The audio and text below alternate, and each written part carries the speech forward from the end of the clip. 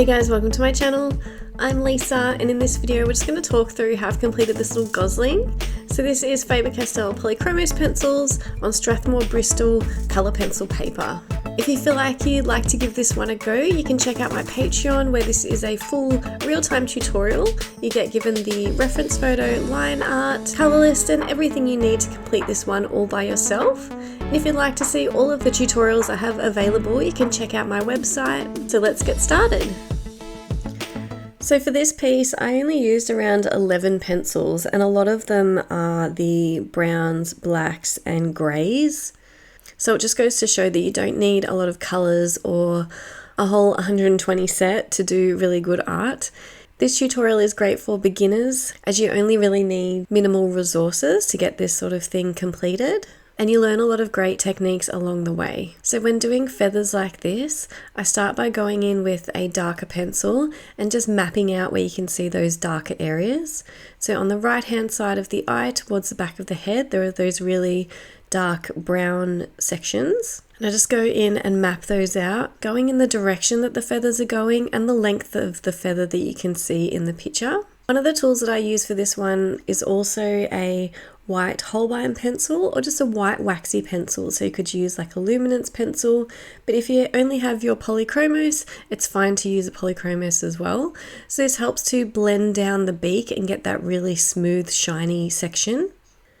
So for the beak, I started by mapping out all of the outline and the darker sections with the black and start to add in some of the bistre, which is a brown colour, just to add in some of a warmer tone. Then I go over and blend that down with the cold grey one. Go back over with the darker colours in all of the shadows. For the blue colour, I went in with the sky blue just really lightly and built it up in the darker areas. And then to blend that down, as I said before, we were using that white pencil and that helps make it nice and smooth and shiny. But remember in this tutorial as well, we do this in real time, step by step, so it is really easy to follow along. I give you all of the colours that I'm using each step of the way, and you get given the reference photo to see the photo of the subject. So I knew that the body was going to be very tricky because there are lots of feathers, lots of directions and lots of clumps of feather that you can see all through the body. So I started by breaking it down and doing the breast section first and then moving on to different sections of the body. Working on little clumps at a time just helps to break down the piece so that it makes it a little bit easier to complete.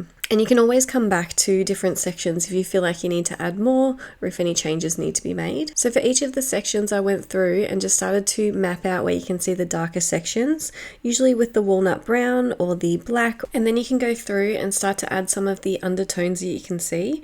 So for the warmer sections I was using the beige red, which is a pink colour, some of the bistre, which is a brown colour, nougat, which is a little bit of a darker light brown colour, and in the cooler tones where the white feathers are, I was using the sky blue. So firstly you go in, map out where you can see all those darker sections, go over with your mid-tones, which is the colours like the sky blue, nougat, beige red, and then you can start to get darker with the walnut brown, black, and I even use some dark indigo in there. Where the darker sections are, you just go in with your pencils and add more layers.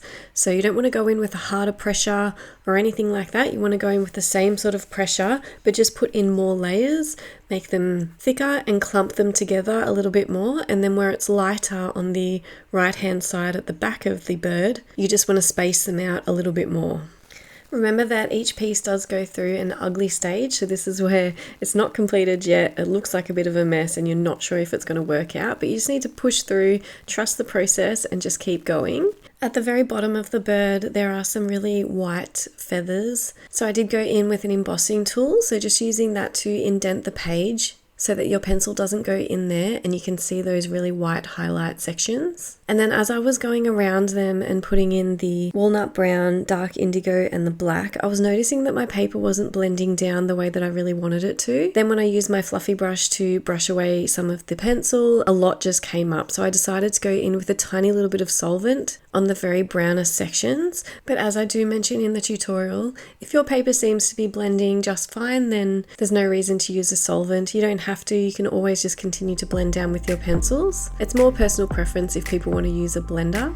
But I really hope that you like this video and this piece. Please let me know in the comments below what you think of this one. Remember to check me out on Patreon and see all my tutorials available on my website. Remember to like and subscribe. I'll see you in the next video. Thanks guys.